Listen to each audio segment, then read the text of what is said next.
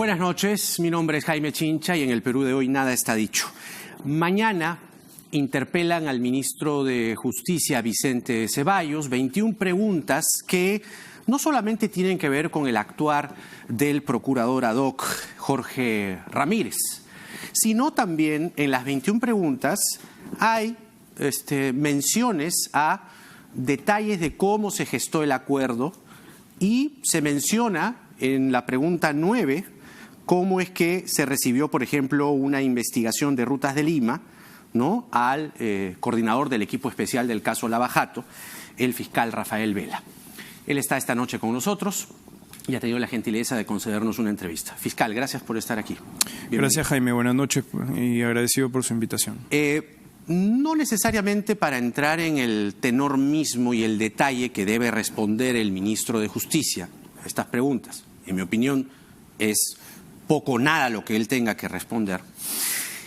¿Siente usted que hay un intento desde el Congreso de la República, que es básicamente un foro político, donde hay además bancadas que sus líderes están siendo investigados por usted, por su equipo, de bajarse el acuerdo con Odebrecht, de bajarse los acuerdos que ustedes están trabajando? Esa inferencia lógica resulta válida en la medida de que la interpelación, que si bien es cierto, es un mecanismo de carácter constitucional y es una atribución del Parlamento, en este caso en particular, desde la visión del equipo especial, nosotros entendemos de que es una iniciativa que está desvinculada de la juridicidad, es decir, de la parte técnica, que es a la que nosotros nos debemos. ¿En qué sentido? En un acuerdo de colaboración eficaz participan con la legitimidad que la ley determina, porque hay que entender que en principio nosotros actuamos bajo el esquema de legalidad estrictamente. La ley lo que determina es que el proceso de colaboración eficaz, que es un proceso reservado y autónomo, lo dirige el Ministerio Público de manera, reitero, autónoma también, que solamente cumple con sus deberes de objetividad y de legalidad. Participa en ese mismo nivel de resguardo de la reserva el procurador público, que también se presume autónomo respecto a la carga política que podría tener en la medida de que es nombrado por el ministro de Justicia. Aunque el ministro de Justicia sea es nominalmente el presidente del Consejo de Defensa Jurídica del Estado. Entonces, por ahí viene el hilo para hacerlo comparecer al ministro.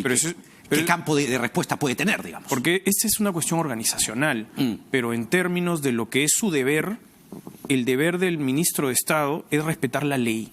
Y la ley lo que dice es que el abogado del Estado que participa en un procedimiento de colaboración eficaz debe hacerlo de manera autónoma, porque es la única forma que pueda responder también a sus deberes dentro del procedimiento. Uno de ellos es el de estrictamente guardar reserva y confidencialidad de todos los detalles que son parte de la estructura negocial de los acuerdos. Finalmente participa el propio colaborador. Ese acuerdo al que se llega y al que se arriba es sometido al control de legalidad de un juez, que actúa bajo la independencia en el ejercicio de la función jurisdiccional.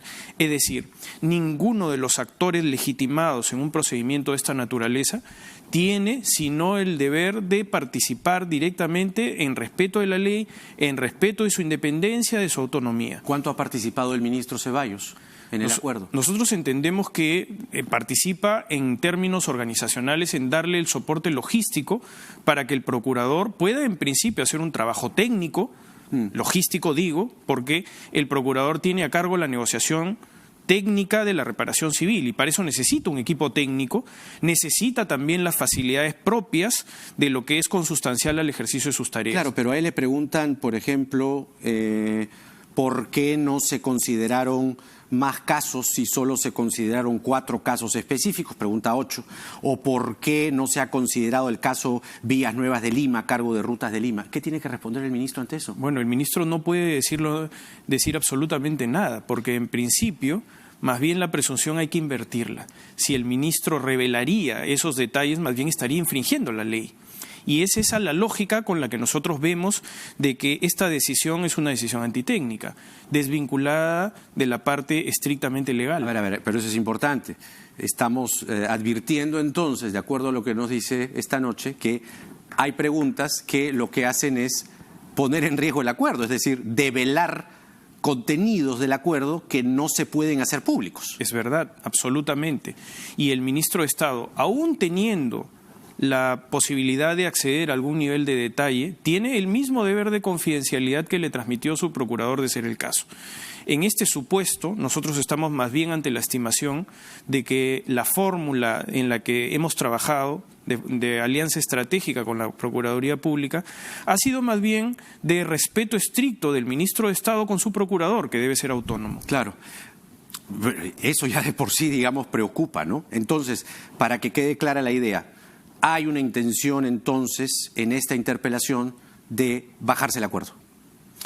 Mire, puede inferirse válidamente ello en la medida de que las preguntas están relacionadas con romper más bien lo que es un resguardo de legalidad. Los acuerdos de colaboración eficaz son reservados porque su conocimiento así lo demanda, porque hay una serie de detalles, corroboraciones que tienen que ver no solamente con el uso futuro de esa información, sino también con el futuro control de legalidad que se tiene que hacer a partir de los aspectos de corroboración.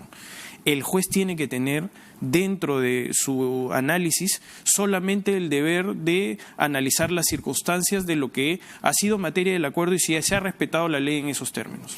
Pero yo iría más allá, me explico. No solamente está esta interpelación, sino también está el intento, existe y está ahí vivito y coleando, de derogar la ley 30737. ¿Qué pasa, fiscal, si la ley 30737, que es el andamiaje, la columna vertebral, el soporte, la viga de este acuerdo con Odebrecht y de futuros acuerdos, OAS por ejemplo, qué pasa si esa ley se deroga? ¿Qué es lo que está corriendo en este momento en el Congreso? Mire, eso sí es absolutamente paradójico, porque es el propio Congreso el que dio el marco de estímulo y herramienta utilitaria en la colaboración eficaz cuando decidieron incorporar la fórmula de poder hacer que las personas jurídicas puedan someterse a acuerdos de carácter corporativo. De tal manera que ese instrumento utilitario, que además está objetivamente funcionando, porque podríamos plantearnos la posibilidad de derogar una ley que es ineficaz, pero objetivamente, más bien la ley está siendo funcional y está siendo un instrumento muy válido para la averiguación de la verdad del Ministerio Público. Por eso, si esa ley se deroga, ¿qué pasa? Si la ley se deroga, efectivamente, el marco de incentivo y la posibilidad de que exista un control de legalidad en base a los criterios que la ley estableció y que han sido los criterios que hemos seguido dentro de la negociación, evidentemente sí se trataría de un asunto que entraría en un caos jurídico respecto a cómo es que el control de legalidad podría realizarse. O sea, se cae todo lo que se está avanzando hasta ahora, se caen las delaciones y los testimonios ofrecidos ahorita nomás entre el 18 y el 22 de febrero, se cae el ya inminente acuerdo con OAS, etcétera, etcétera. Lo que sucede es que la ley actualmente determina de que si el acuerdo de colaboración eficaz por alguna circunstancia no es controlado por parte del juez en su legalidad, y es decir, fracasar el acuerdo de colaboración eficaz, toda la prueba testimonial se tiene por inexistente y la prueba documental entra en un grave compromiso de validez. Entonces, lo caótico que resultaría ese escenario es paradójico cuando este mismo Congreso de la República más bien buscó estimular, incentivar los mecanismos de esta naturaleza para averiguar la verdad. Y lo aprobó. Y a partir de ello ha resultado objetivamente medible el hecho de que el mecanismo está funcionando correctamente, porque la Fiscalía tiene, además de los acuerdos conocidos de las dos grandes empresas brasileñas, como es la empresa Odebrecht y la empresa OAS, tiene en camino también otros procedimientos de personas naturales y jurídicas. Ciertamente uno no puede revelarlo porque son parte de la reserva propia de la naturaleza de estos procedimientos, pero significa que en términos de eficacia, la condición de utilidad de este marco jurídico está objetivamente funcionando y es una herramienta muy importante para el acceso a la verdad de parte del Ministerio Público. Y de allí que OAS haya emitido este comunicado esta semana hablando de cierta preocupación por el marco jurídico. Tiene que ver con esta posible derogatoria. Lo que sucede es que, naturalmente, cuando no hay un clima de respeto hacia la voluntad de las partes en una negociación de esta naturaleza, que además ha sido estimulada por el marco jurídico, porque de hecho la asesoría legal de la empresa también decide voluntariamente acogerse a un mecanismo de colaboración eficaz porque tiene dentro de la estructura normativa de lo que se buscó más bien cambiar para mejorar las condiciones de acceso, tiene una opinión técnica también al respecto. Entonces, la incertidumbre que se podría instalar a partir de ello es la propia de cualquier inseguridad jurídica en los contratos.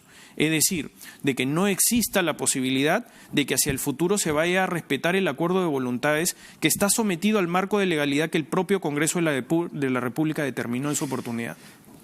Ahora, frente a esta preocupación, sin embargo, existe ya un trabajo que se suma en buena cantidad de volúmenes, de expedientes, de testimonios, que principalmente lo último que uno recuerda es lo acontecido entre el 18 y el 22. Allí declararon 7 ex ejecutivos de Odebrecht: Grillo, De Castro, Espínola, Nogueira, Da Rocha, Braga, Trindade Serra. Eso fue entre el 18 y el 22. ¿Cuál sería el balance frente a el trabajo que usted viene realizando, la obtención de la verdad o la aproximación ante ella de lo acontecido en Curitiba? Lo que sucede es que efectivamente todas estas declaraciones se enmarcan dentro del entendimiento y de la voluntad de la empresa de colaborar sin restricciones con el sistema de administración de justicia del Perú. Esto tiene una doble dimensión.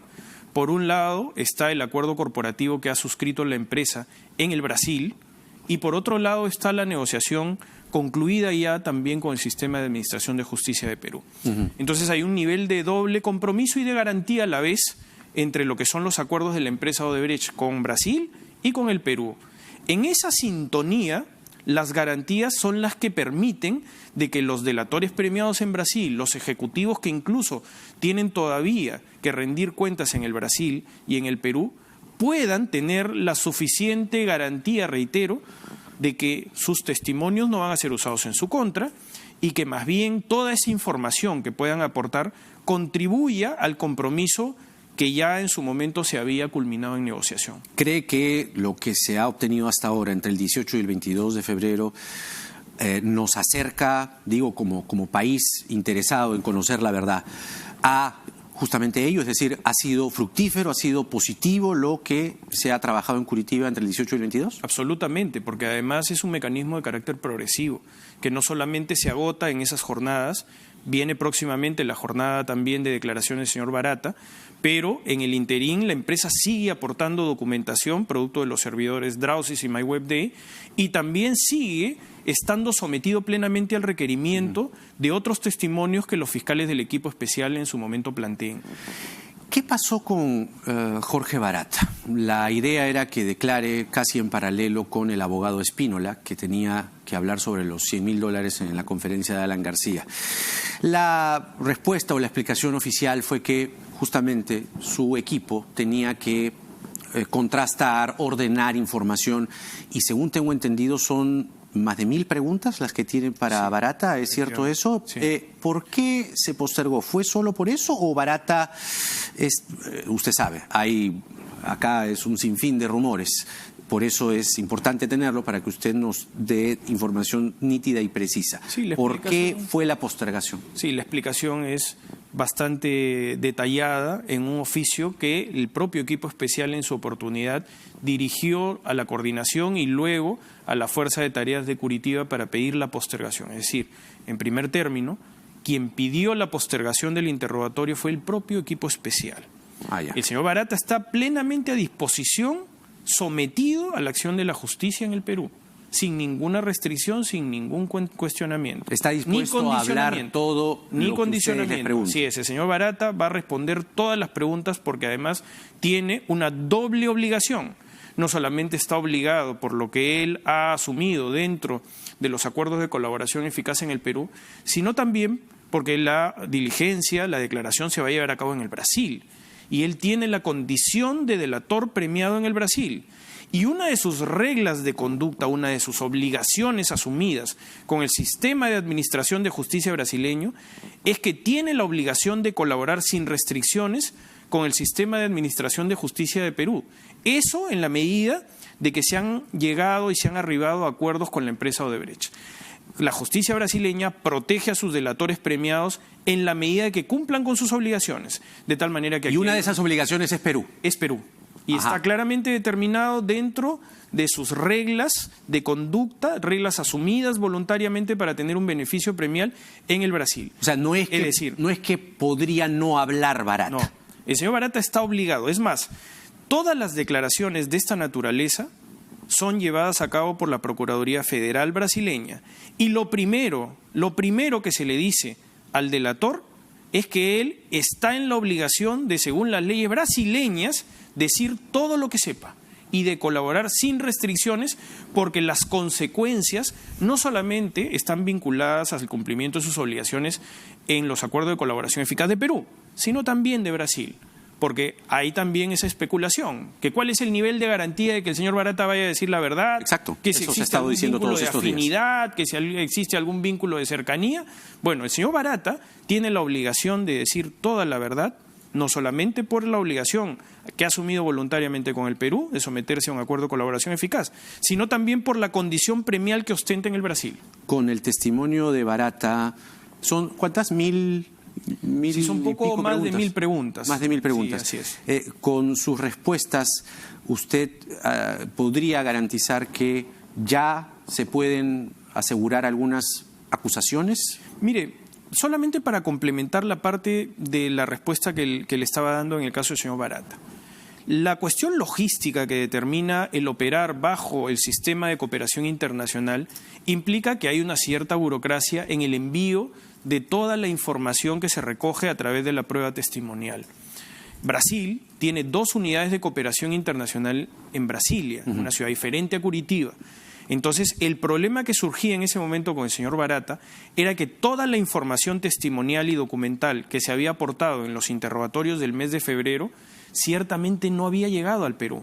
Entonces no podíamos formular preguntas relacionadas con la información que habían aportado testimonialmente los ejecutivos en el mes de febrero. Entonces, si formuláramos alguna pregunta en ese momento relacionada con lo que habrían dicho los ejecutivos en el mes de febrero, corríamos el riesgo de que sea objetada por algún abogado defensor de los investigados que participan activamente en nuestras diligencias y podrían haberse opuesto y tendríamos que haber hecho una nueva jornada con el señor Barata, desaprovechando la oportunidad que ya tenemos en términos logísticos, porque también hay que comprender que la agenda de la Fuerza de Tareas Lavajato de Curitiba es también bastante complicada. Entonces, la generosidad que tienen de darnos una semana entera de su tiempo es algo que no podemos tampoco, desde el punto de vista de lo que son nuestros pedidos, dejar de entender de que su voluntad de apoyarnos tiene limitaciones orientadas por su propio trabajo. Ahora, digamos, el público, debemos inferir que en esas 1000 y más preguntas que se le van a hacer a Barata, no solamente está pues Alan García, ¿no? Supongo que los casos podrían ser cuantiosos y deberían involucrar a todos los políticos que están implicados en el caso Lavajato. Mire, yo no puedo ser específico para no tratar de personalizar lo que es la persecución penal. Lo que le puedo decir es que todos los fiscales del equipo especial están participando en el interrogatorio programado del señor Barata. O sea, todos los casos. Es decir, son los casos que sean necesarios para los fiscales del equipo especial. Ahora, entiendo, entre el 22 y el 26 de abril, ¿no? ¿Solo van a entrevistar a Barata? No solo vamos a entrevistar al señor Barata, también tenemos una agenda reservada propia del desarrollo de las actividades del convenio al que hemos llegado con la empresa OAS. También van a declarar los directivos de OAS. Vamos a tener una jornada de trabajo que es de carácter reservado. Los 5. No puedo detallar ello porque es parte de la reserva del procedimiento, pero sí por transparencia lo que puedo decir es que nuestras actividades durante esa semana están vinculadas no solamente al testimonio del señor Barata, sino también al desarrollo de diligencias necesarias dentro de la colaboración eficaz a la que estamos arribando con la empresa OAS y 5 ex ejecutivos. O sea, es entre el 22 y 26 de abril, no solamente Barata, sino también OAS. Correctamente. ¿No? Ahora, quería aprovechar su presencia para hablar de la agresión que sufrió el fiscal José Domingo Pérez en la puerta del penal anexo de Chorrillos.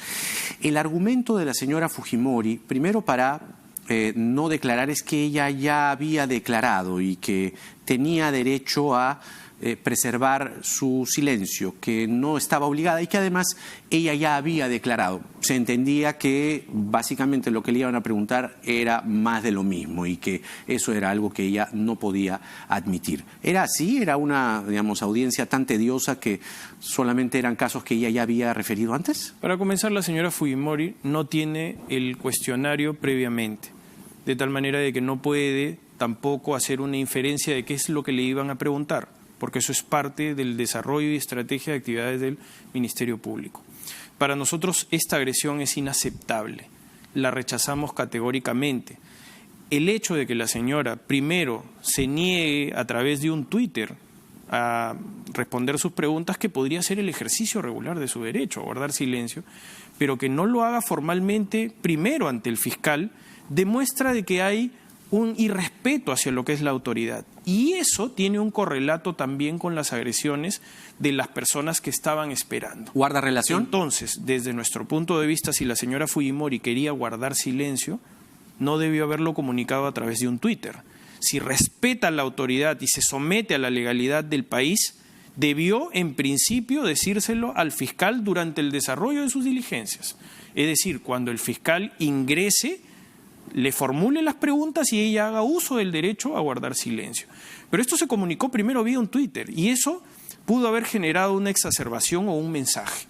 Desde el punto de vista de lo que puede caber en una conducta que puede ser procesalmente maliciosa, si esto lo relacionamos incluso con los chats que en algún momento buscaban menoscabar la imagen del fiscal que está a cargo de la investigación, correlacionamos no solamente la inaceptable agresión física, sino también el irrespeto que existe por quien encarna la autoridad, que en este caso es el fiscal José Domingo Pérez Gómez, que está dirigiendo la investigación de la señora Fujimori y otros coinvestigados. Entiendo entonces que lo que usted está diciendo es que el Twitter, su resistencia o lo que ella llama el derecho a guardar silencio, pudo haber exacerbado a esa multitud, a ese grupo de gente que terminó agrediendo al fiscal Pérez, o es que siendo esta gente defensora o, no se descarta, partidaria de Fuerza Popular, haya sido un acto previamente orquestado, organizado? No lo podemos descartar, en absoluto lo podemos descartar, porque reitero,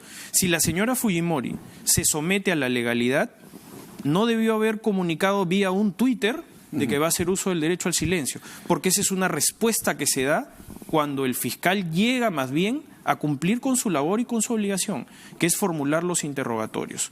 Es en ese momento en donde ella debe materializar lo que es el ejercicio regular de su derecho a guardar silencio, pero no en el sentido en el que se producen los acontecimientos. Eso, desde el punto de vista de lo que nosotros interpretamos, no nos puede hacer descalificar más bien la posibilidad de que puede esto haber sido orquestado. Incluso la propia reacción de la señora Fujimori ha sido bastante tardía, ¿no? Ha sido muy posterior. La abogada creo que sí hizo alguna declaración en determinado momento, pero las comunicaciones también de esta naturaleza no fueron inmediatas, han sido muy posteriores. De tal manera que nosotros lo que no nos parece que sea correcto dentro de estas estimaciones de inferencias lógicas que se tratan a partir de agresiones inaceptables, es que en principio los derechos de esta naturaleza se materializan en el proceso y no a través de las redes sociales. Ahora, ¿qué pasa con ella? Porque la columna vertebral de la tesis fiscal para pedir prisión preventiva, una de las más importantes, tiene que ver con la obstrucción a la justicia, o tuvo que ver. Digamos, los elementos son de público conocimiento. ¿Cuánto complica la situación de la señora Fujimori esta agresión al fiscal José Domingo Pérez? De hecho, implica el amedrentamiento no solamente del fiscal José Domingo Pérez Gómez, sino también de su colega, la fiscal adjunta, la doctora Magali Ponce de León. Además, también sufrieron daños la camioneta donde él se transportaba. Y además porque parece inaceptable también de que se esté tratando de minimizar una agresión de esa naturaleza. No solamente por lo que representa el principio de autoridad, sino también porque la medición respecto a cuán grave o cuán menos grave puede ser una agresión es un asunto que está relacionado más bien a que efectivamente pueda haber producido daño. y en la búsqueda de ese nivel de entendimiento de cuándo la agresión pueda tener más bien un mayor grado de lesión, en realidad estaríamos ante una circunstancia que más bien demostraría parte también de una organicidad criminal. O sea, digamos, raya en la tesis que finalmente la llevó a la prisión preventiva. O sea, esto para ustedes es más obstrucción a la justicia. Bueno, de hecho no lo descartamos y por eso hay una investigación que está en marcha. La investigación arrojará seguramente las consideraciones de detalle exhaustivo que pensamos que el Ministerio Público va seguramente y no se descarta averiguar. La tesis de que esto ha sido organizado por Fuerza Popular y eventualmente la señora Bueno, nosotros Fujimori. no lo descartamos en el equipo especial. Ahora, la gente pide también conocer, en la medida de lo que pueda hacer público, casos, ¿no? Y no solamente el caso de la señora Keiko Fujimori, sino también un caso que usted ya ha venido anticipando algunas semanas atrás, si mal no recuerdo, y que tiene que ver con el señor Humala y la señora Heredia. Usted había anticipado también que venía ya una acusación por la cantidad de evidencia, la cantidad de testimonios que hay sobre ellos. ¿Cuándo, si es que se puede anticipar, tendrá, digamos, el público el conocimiento ya de la acusación a los Humala? Mire, de lo que he sido informado por el fiscal Germán Juárez Atoche, él está ya en la parte final solamente de afinar los detalles y compaginaciones correspondientes para su presentación. No hay que olvidar de que el fiscal Germán Juárez Atoche ha estado durante toda la semana pasada en la ciudad de Sao Paulo, cumpliendo diligencias propias del acuerdo reservado que era aún en ese momento el suscrito con la empresa OAS. Adicionalmente, sí hay que evaluar aún un pedido de la defensa del señor Humala. La defensa del señor Humala y de la señora Heredia ha pedido una postergación de la presentación de la acusación por 15 días, porque dentro del aspecto logístico previo a la presentación de la acusación se tiene que hacer un correcto foliado para poder ser presentada la carpeta correspondiente. Perdón, 15 días ¿desde cuándo? Me parece que el escrito ha sido presentado el 15 o 14 de marzo. Ahorita. Sí, o sea, ellos han pedido 2 semanas para que a partir de ya poder culminar con el proceso de refoliado, que es el que se está haciendo previo a la presentación de la acusación. Digamos. Compaginar, que ellos tengan acceso porque ha habido una corrección de algunos folios y estiman de que eso puede de alguna manera contravenir el derecho a su defensa. Entonces ellos han pedido 2 semanas más para luego de que culmine el refoliado, que es lo que está culminando en esta semana, ellos puedan tener una semana más para hacer sus compaginaciones, y eso es materia de evaluación del fiscal Juárez Atoche. Claro. Eso es algo que yo todavía no puedo comentar en términos específicos si el fiscal Juárez Atoche va a poder contemporizar esta situación. Ajá. Y más bien en ese caso sí tendría que diferirse la presentación de la acusación hasta la siguiente semana, a la culminación de la siguiente semana. O sea, estamos hablando de abril. Estaríamos hablando de la siguiente semana, efectivamente, sería presentado la primera semana. Si son 15 días, claro. Sí, pero eso es a pedido de la defensa del señor Humala. Porque ustedes ya lo tenían. Sí, eso es lo que me ha informado el fiscal Juárez Atoche, de que durante esta semana se culminaba ese proceso y se procedía ya. O sea, ya estaba para esta semana. Sí, es lo que la planificación estratégica del fiscal Juárez Atoche determinaba, porque en realidad podría haber sido incluso hasta la semana anterior, pero el fiscal Juárez Atoche estaba cumpliendo diligencias en Sao Paulo. Con lo de OAS. Entonces necesitaba toda esta semana para ese aspecto logístico. Entonces, digamos, lo que se podría un poco advertir es que lo tendría ya el fiscal Juárez Atoche y su equipo en abril. Ahora, es posible que el fiscal Juárez Atoche atienda el pedido de la defensa del señor Humala.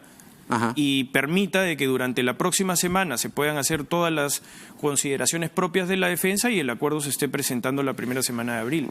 Bueno, digamos, no le voy a preguntar, digamos, qué piensa, porque supongo su respuesta de lo que vimos esta semana con Alejandro Toledo, detenido ebrio en la vida pública y por algunas horas estuvo en una cárcel, que es lo que, de acuerdo a la evidencia que existe hasta ahora, le debería pasar, pero digamos, no solo por estar ebrio, sino por los casos de coimas, el soborno de $20 millones que lo compromete seriamente en el caso Lavajato también.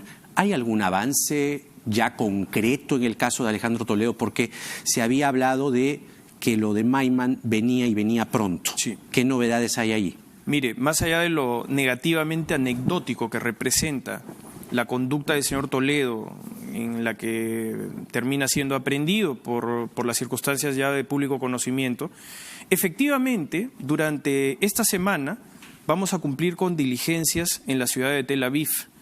El acuerdo con el señor Joseph Maiman ha sido finalizado y vamos a proceder a su firma en el Consulado de Perú en Tel Aviv el día viernes de la próxima semana. El 29 Efectivamente. de marzo. Eso va a posibilitar también la culminación de un proceso que es sumamente importante y estratégico para nosotros, que es el caso Ecoteva. El caso Ecoteva para nosotros representa el cierre total del círculo de lo que son las adquisiciones inmobiliarias finales en más bien el proceso propio de los delitos de lavado de activos y de corrupción de funcionarios que se pudieron haber cometido por parte del expresidente Toledo y de otras personas. Entonces, en la medida en que el acuerdo de colaboración eficaz está concluido, eso nos permite ya vislumbrar de que podemos con certeza ya postular un nuevo pedido de extradición por el caso Ecoteva, con la diferencia de que el caso Ecoteva es un caso para su juzgamiento, es decir, para la etapa final ya del proceso penal, en donde no solamente está el señor Toledo, sino también está su cónyuge, la señora Karp, y otros coinvestigados. Sí. Desde esa perspectiva, la jurisprudencia norteamericana tiene una mayor proclividad a conceder extradiciones para cuando es juzgamiento. Así es, porque es la etapa final ya del procesamiento.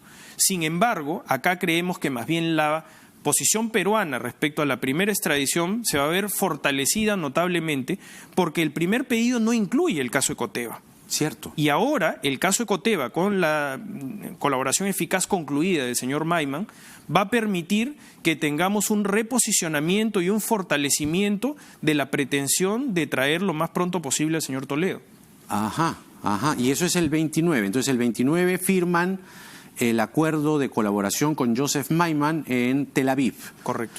Y eso es interesante, digamos, el caso Ecoteva está ya para juzgarse, ¿no es así? Así es, el caso Ecoteva está para presentar la acusación, pero en la acusación del caso Ecoteva se tiene que definir la situación jurídica del señor Maiman, porque el señor Maiman forma parte del caso Ecoteva. Así es. Pero si el señor Maiman está llegando más bien a un acuerdo de colaboración eficaz con el Perú, entonces lo que se hace es más bien incorporar toda la información aportada en el cuaderno de colaboración eficaz dentro de la acusación del caso Ecoteva.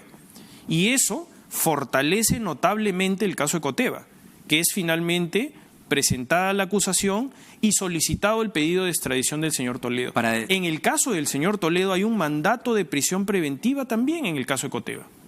Para decirlo en términos sencillos, este acuerdo al que se está ya cerrando y se firma el 29 de marzo en Tel Aviv para que Joseph Maiman sea colaborador eficaz, aceleraría el proceso de extradición y lo fortalecería, con lo cual podría, digamos, acortarse la distancia que se viene esperando para que Toledo venga a rendir cuentas. Con algún hecho también particular, de que no solamente es el pedido de extradición contra el señor Toledo, sino también contra la señora Elian Karp.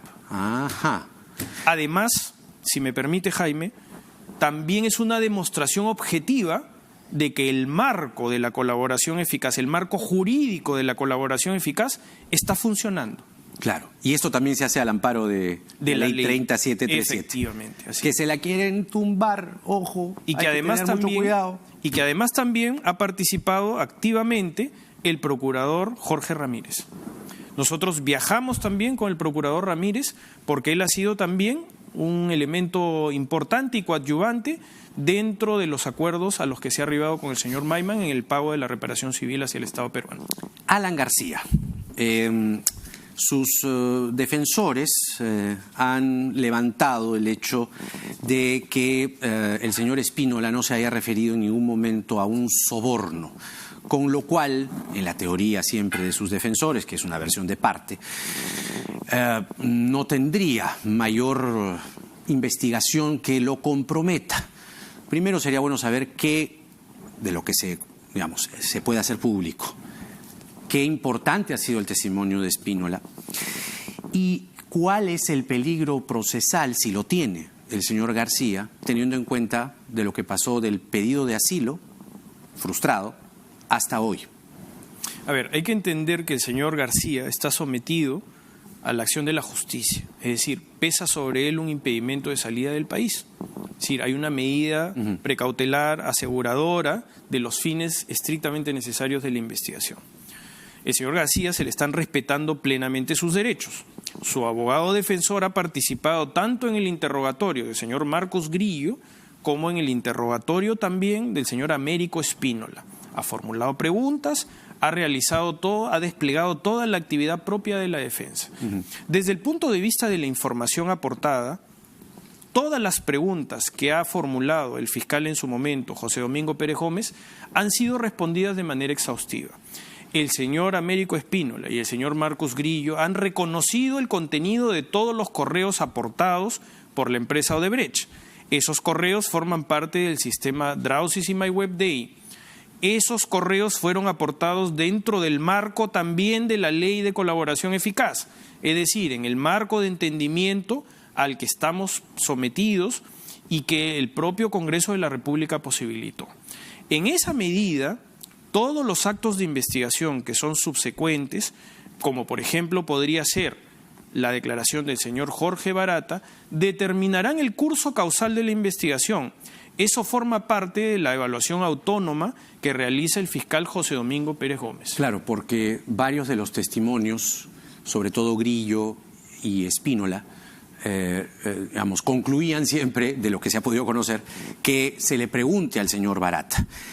Teniendo eso en cuenta, teniendo en cuenta la declaración de Barata y teniendo en cuenta, repito, las acciones que el señor García ha hecho después del impedimento de salida del país que ustedes pidieron y que se le dio, que no fue el juez Concepción Carguancho, por cierto, ¿podría variar ese peligro procesal cuando alguien pide asilo, digamos, no hace que su situación sea, digamos, de riesgo para que la justicia peruana pueda hacer su trabajo? Mire, permítame no generar una opinión sobre el tema en particular, porque eso es una cuestión que tendrá que evaluar el fiscal José Domingo Pérez Gómez de forma autónoma.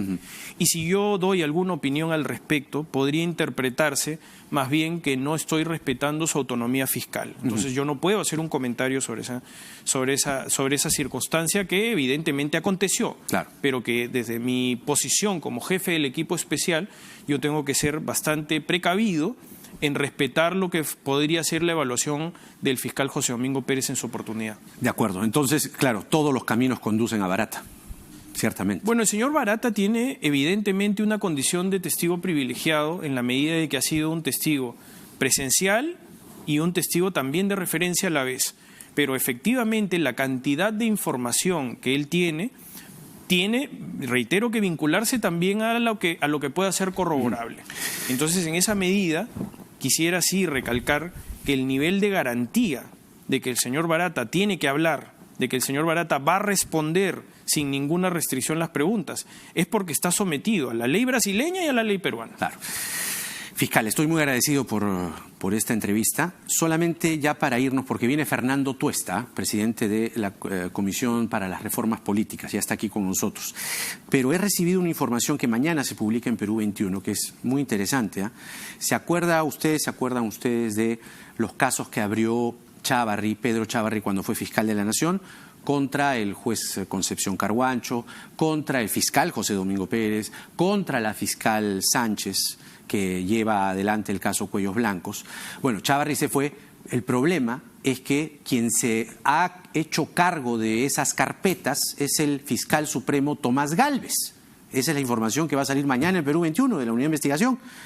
¿Cómo puede ser el fiscal supremo Gálvez, mencionado en los expedientes que tienen que ver con el caso Cuellos Blancos, quien se haga cargo de estas carpetas? ¿Tiene alguna opinión? Excúseme de poder dar una opinión, porque se trata en principio de una decisión que entiendo debe ser evaluada y tomada por la señora fiscal de la Nación, y yo no puedo generar ningún comentario al respecto. Pero no es, digamos, la más cómoda de las posiciones, supongo. bueno, no puedo hacer ningún comentario, como usted entenderá. Seguramente hay una evaluación de las razones y circunstancias y yo no tengo ningún detalle como para poder tener alguna opinión al respecto. Así es, pero dará que hablar sin duda, ¿eh? Dará que hablar. Gracias nuevamente, fiscal, por esta entrevista. Le agradezco a usted por la oportunidad. El fiscal Rafael Vela, coordinador del equipo especial del caso Lavajato, vaya cantidad de cosas interesantes que nos ha dicho en esta entrevista. Vamos rapidito a la pausa. Viene Fernando Tuesta. Hoy la Comisión para las Reformas Políticas que él preside ha entregado su informe final y está de lo más interesante. Nada está dicho.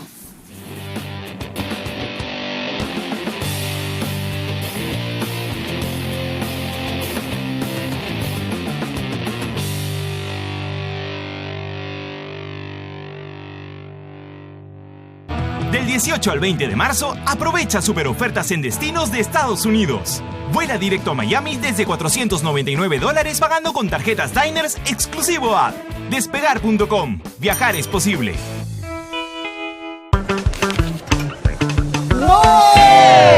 ¿Qué ibas a hacer? Con efectivo no, pasa tu tarjeta nomás, ahora tiene descuentos con tu cuenta free. Pasa tu tarjeta nomás, porque ahora Cuenta Free, la única cuenta en el Perú que no cobra nada, te da descuentos. Ábrela hoy en Scotiabank y en Credit Scotia. ¿Escucharon?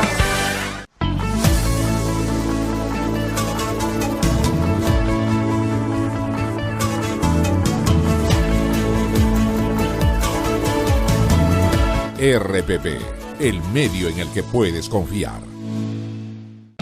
Del 18 al 20 de marzo, aprovecha super ofertas en destinos de Estados Unidos. Vuela directo a Miami desde $499 pagando con tarjetas Diners exclusivo a Despegar.com. Viajar es posible. Radio Oxígeno.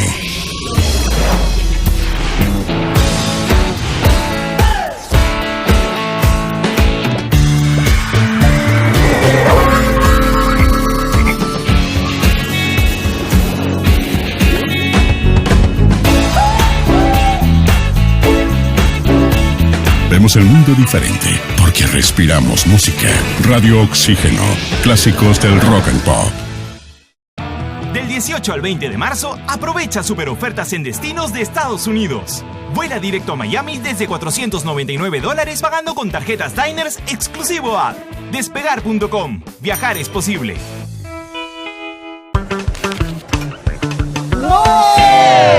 ¿Qué ibas a hacer? Con efectivo no, pasa tu tarjeta nomás, ahora tiene descuentos con tu cuenta free. Pasa tu tarjeta nomás, porque ahora Cuenta Free, la única cuenta en el Perú que no cobra nada, te da descuentos.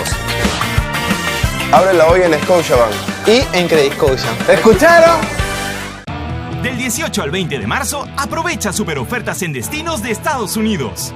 Vuela directo a Miami desde $499 pagando con tarjetas Diners exclusivo a Despegar.com. Viajar es posible.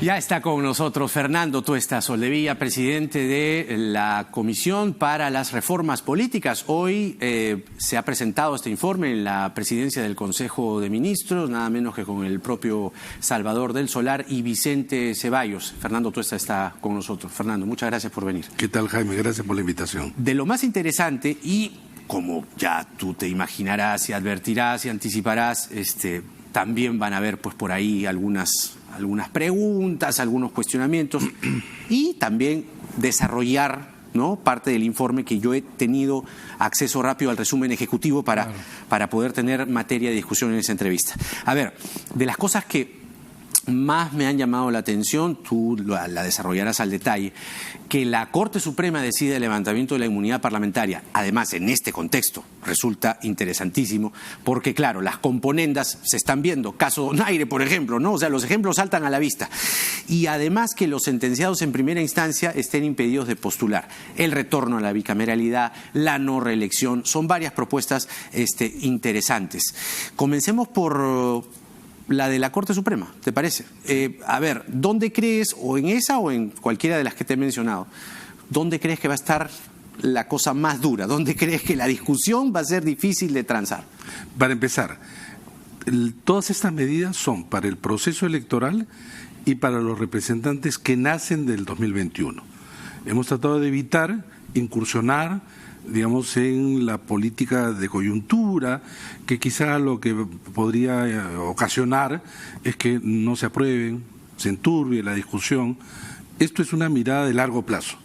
Queremos una democracia para el bicentenario, necesitamos reforma.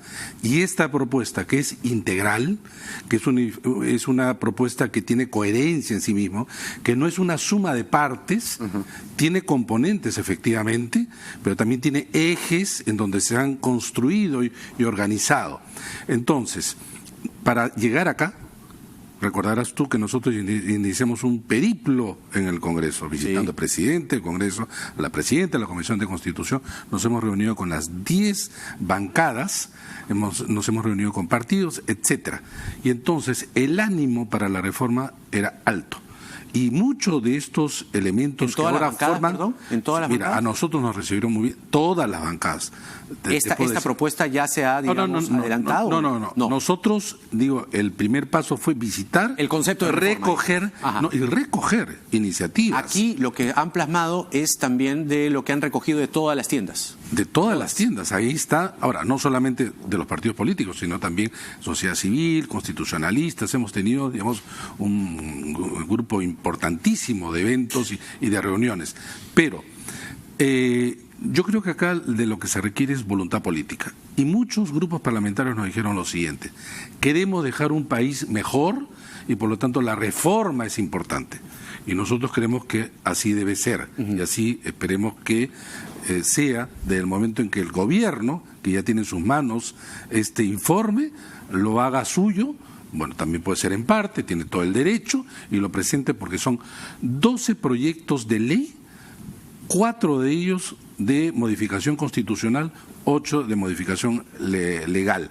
Ahora bien, en relación a la que tú has señalado en alguno de estos puntos, nuevamente, no estamos mirando este Parlamento, este gobierno. No, claro, uso los ejemplos, caso Donaire, para la inmunidad, para que la gente tenga una ilustración bastante clara. Es decir, ahora con este proyecto, si se llega a aprobar, serían los jueces supremos los que deciden levantar o no la inmunidad. La de arresto y la otra, o sea, todas. Y además, como corresponde, y como en otros países, como en Chile, sucede, no estamos inventando la pólvora, ¿no? Recogemos las mejores medidas tanto acá y miramos de manera comparada en el resto de países de la región. Ahora, supongo que los congresistas en esta visita que has hecho a todas las bancadas, no te propusieron la no reelección, que se reafirma en este proyecto. No, es más, cuando se habló de bicameralidad, y además todos dijeron que sí, pero además no solamente en el Parlamento, sino fuera, en algunos momentos hemos preguntado, pero va a ser claro que va a ser sin reelección. Dijeron, está bien, sin reelección. Es decir, también ha impactado evidentemente lo que ocurrió en el referéndum. Y entonces muchos dicen, nosotros queremos dejar un país mejor. ¿Qué es mejor en términos de diseño parlamentario? Evidentemente la bicameralidad. Pero ellos no van a ser candidatos y la propuesta nuestra es clarísima. Ningún congresista que nace en las elecciones del 2016, bajo ninguna medida, puede postular el 2020. Es que la vez pasada, en el cuarto proyecto, la cuarta pregunta famosa del referéndum, metieron de trampita el hecho de que los de ahora puedan ser senadores. Nada de eso. Decían, no se puede reelegir en el mismo cargo.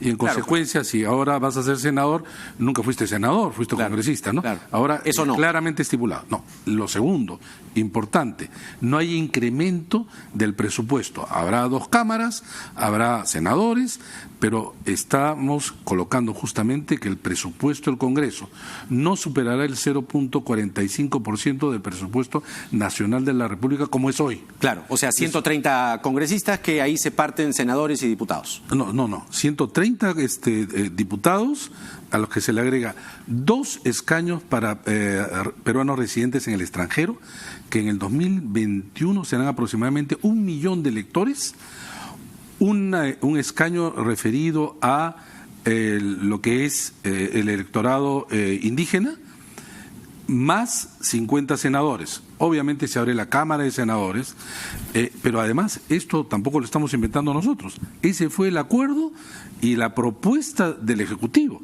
La vez pasada. La vez pasada. Claro, sí. Que fue aprobado 130 también. diputados, acá está, sí. Solamente que vi el 130 acá. 130 diputados más 50 senadores, ¿no? 50 senadores, que era el proyecto de la vez pasada. Así, exactamente. Claro, exactamente, claro. ¿no? Y entonces, digamos, si se llega a aprobar el 2021, la gente votaría para elegir senadores y diputados y se elimina el voto preferencial. Claro. Pero ¿de qué manera? Le cambiamos de lugar. No va a ser en las elecciones generales, sino en las elecciones internas. Y las elecciones internas, ya que es una medida, digamos, potente, importante, es decirle a los ciudadanos, ustedes que rechazan los partidos, critican los partidos, bueno, involúcrense. Y para eso van a participar en las elecciones internas, por ser abiertas. Eso me llamó muchísimo la atención acá en el proyecto. O sea, cualquiera, tú, yo, todos acá, pueden ir a enterarse, estar informados, por favor. ¿Y cuándo son las internas del APRA? Y poder ir a votar. No, la cosa es así. A ver, parecido, pero la cosa es así. A ver. Se convoca un día X dentro del cronograma electoral, elecciones abiertas, obligatorias, pero además simultáneas, un día X, un domingo. Simultáneas. Simultáneas en ese sentido. Tú vas a tener, digamos, una cédula y va a haber el candidato del partido A, X, donde para esa candidatura presidencial se pueden presentar 2, 3 de ese partido. Como las candidaturas son individuales, va a haber sorteo de números y compiten en sí mismo en ese partido por el candidato presidencial. Luego senadores y luego diputados. Entonces, no es que cada partido hace su elección aparte, lo hace la OMPE, lo debe hacer la OMPE, no los partidos. Y entonces el ciudadano dirá, bueno, yo quiero votar por determinado partido. Yo no tengo que ser militante del partido. No tienes que ser militante. No necesariamente. Incluso mañana más tarde podría no votar. Así como son las elecciones abiertas, pero se moviliza la gente, se compromete la gente, se invita a la gente. Se le dice además, ya no vas a estar en la acera de frente solamente criticando, ahora participas, tienes posibilidad de decidir. Pero ahí viene el tema. Si se moviliza, imagínate que sean los 18 millones que fueron a votar la última vez. 18 millones van a votar. Electores hábiles. Electores no, que fueran a votar la última vez. Porque los hábiles van a llegar a ser 24 millones. Y entonces tú eliges el partido, dices yo voto por los candidatos dentro de ese partido, ¿cuál a mí me interesa que sea el candidato presidencial? Que sea mi senador, mi candidato a senador, mi candidato a diputados. Esto moviliza. Hay una mejor empatía entonces entre partidos y ciudadanos. Queremos cerrar esa brecha. ¿Y hay un número mínimo? Ya, ahí viene el tema, muy interesante. La inscripción, eliminamos las firmas. Militantes, más o menos 12.500 militantes. ¿Por qué? Mínimo. Mínimo, ¿por qué? Porque las candidaturas en elecciones generales, regionales y municipales tienes que colocar candidatos más o menos en ese número. Un partido debería estar en condiciones justamente de colocar al menos candidatos, claro. ¿No? Bueno, pero si es que en tu interna de los partidos no vota más del 1.5% de esos 18 millones, el resultado de esa lista no se inscribe y postula y se le retira la inscripción. ¿Eso para qué? No queremos grupos aventureros que van a ver qué pasa y ya compiten en las elecciones. Hemos tenido, y hay que decir, basta ya de cascarones. Claro. Basta ya de partidos que no lo son en el fondo. Queremos partidos fuertes. Queremos, además, y por eso viene la parte de cancelación, no va a haber más, no debe haber más en todo caso, partidos que no participan. No debe haber más partidos que participen y luego se retiran. Todos mantienen la inscripción. No debe haber más partidos que están en una alianza y no consiguen un escaño. Por ejemplo, me has hecho acordar Belmont. No voy a decir no. No, claro, pero déjame decirlo a mí, para que la gente tenga la ilustración más completa. Belmont se postuló por un partido de Vladimir Cerrón, partido cascarón. ¿No? Pero mira, de 24 partidos inscritos, solo 6 tienen representación en el Congreso. De los 187 movimientos regionales, 71 no tienen ni siquiera un concejal distrital a nivel nacional. Entonces, lo que estamos diciendo es, hay que limpiar, hay que limpiar. Y esta reforma no es entonces contra los partidos, son con aquellos que sobran y que sin embargo tienen inscripción. Esos que tienen inscripción serán los vientres de alquiler. Esos son los que comercializan la política. Es desde este nacimiento que nosotros tenemos que tomar medidas como las que proponemos en el informe. Claro, entonces, interesante ahí, ¿no? A ver, entonces quiere decir que la gente se moviliza, va ¿no? Se entera, evidentemente hay que estar informado, y de acuerdo al porcentaje de cada candidato o precandidato, ¿no? Porcentaje no, del conjunto del partido. Del conjunto del partido. Claro, si mi partido lleva, y para eso tienes que movilizar, ya no vas a hacer cascarón. Así es, necesitas claro. movilizar gente, sabes que vayan a votar, voten por mi partido en las internas, y estamos más o menos calculando que cada militante, en principio de esos 12.500, debe llevar 20 personas. Tampoco no estamos hablando mucho. Claro, pues. ¿No? Entonces, si quieres partidos, bueno, si quieres ser partido, pues tienes que organizarte, tienes que movilizar. Entonces, firmas no, que además no te da cuenta el partido y es foco de corrupción. Es foco de corrupción y de mercado negro de firmas. Claro. Esto ya no sirvió para nada. Eso hay que eliminarlo. De acuerdo, de acuerdo. A ver, otra cosa interesante, eso es financiamiento. A ver, ¿cómo es el tema del financiamiento? El financiamiento. Ya hemos votado para que no se pueda comprar espacios en radio y televisión más allá de la franja. ¿Sabes cuánto representaba eso? 75%. Sí, me lo comentaste alguna vez. 75%. Hemos conversado acá. Sí. Pero estamos incorporando lo siguiente. Ya hay financiamiento público para los partidos, pero ¿sabes qué? No podemos usarlo en campaña. Un partido necesita gastar ese dinero en campaña. Entonces hay cosas, por ejemplo, donde el partido tenía un local alquilado, ¿no? Gracias al financiamiento público, pero no lo podía usar en campaña. Entonces tenía que alquilar otro, claro. Es absurdo, ¿no? Entonces, bueno, ahí viene pues Odebrecht, viene toda la mandanga. Ese es el punto, claro. Jaime. Queremos reducir al mínimo la posibilidad de la vulnerabilidad del partido para caer en manos de quienes ostentan dinero. Claro. Y eso es así en la mayoría de países. Queremos entonces cerrar esa brecha, pero también le decimos a los partidos, si ahora se bancariza a partir de una UIT, un aporte, sí, va a ser 4.000 y pico soles. Solamente 10, no solamente, sino lo vamos a reducir, queremos que el 10% de la UIT, sería digamos 410 soles, claro, se tiene que bancarizar, pero además ahora, así como le decimos a los partidos, oye, te estamos facilitando esto, de la misma manera tiene que ser responsable. Y hay sanciones, no solamente administrativas y económicas como hay ahora, sino también políticas, que puede ser suspensión y cancelación de partidos, y penales, modificación del Código Penal. Pero como última medida. Y justamente con todo este recorrido ya tenemos que tener, digamos, partidos más sólidos, que la gente se involucre y, ¿sabes qué?, alentar a que la gente haga política. Y bien interesante, mira, bien interesante, hay otras cosas también para que no dejar escapar por lo menos lo más saltante. Se elimina la ley seca. Ahí está. Se elimina la ley seca, ojo.